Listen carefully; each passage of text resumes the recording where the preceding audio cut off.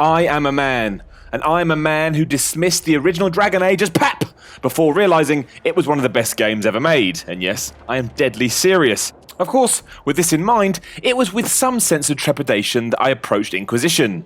After all, while not terrible, Dragon Age 2 was not a Dragon Age game. Instead, it was the equivalent of a Dragon Age game made by a camel. Sorry, by a committee. If they were designing the horse to be a camel.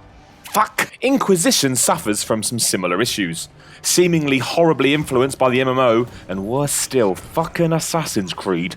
The first chapter of the third Dragon Age is all about amassing power and influence across Thedas. To be frank, it sucks. Power should never be a case of just painstakingly repeating meaningless tasks, and yet that's what you're asked to do. Close the Oblivion Gates. Sorry, I mean rifts. Collect some meat, save some refugees. It's all very mundane and not really what you'd want out of a make-believe world where you're the hero. Although you do get to team up with Crystal Maze host Richard O'Brien. Ultimately, it turns out that this is all part of some asshole BioWare trick where it makes you slog through 15 hours before the juicy goodness kicks in. I can only imagine the developer forgot they were making a Dragon Age title and played way too much Dark Souls, it's freaking hard, and fucking Assassin's Creed before getting back to what they're good at.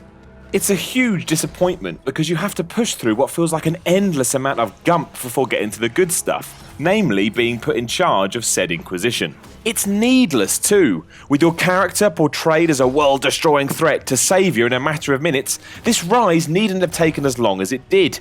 And the fact that side missions continue in this vein long after is yet another reason to ignore the usual solid advice to turn that frown upside down. Instead, just get your head down and plough through the game's opening as quickly as you can. If you do have the patience to hit such a crossroads, however, Dragon Age does return to the staples that made it such a success in the first place. An excellent narrative shaped around great dialogue with choices that have a huge impact on your personal story. Even passing visits from old friends feel important, and the payoff from what you've experienced up to this point is definitely worthwhile. Combat, which has been a long-running argument for this series, is decent as well, merging together the, well, we want the casual crowd mash button approach with a tactical camera for the more strategic-minded. Both work well though, and getting into a pattern of jumping between the two proves to be oddly satisfying. For the back-of-box crowd, yes, it looks great, and yes, the world is absolutely massive, like Hulk Hogan. But this lacks the straightforward save the universe or else mentality of its predecessor's predecessor and adds in ideas such as the war table, which almost offers you too much. I'm aware that's the dumbest thing anyone can say, it's offering me too much! But sometimes less is more. As a total package, Dragon Age Inquisition is a great RPG. It could have been so much more though if it had just been reined in a tad. I have a feeling that such an opinion will be split right down the middle. Also, the damned character wheel still screws you over at every opportunity.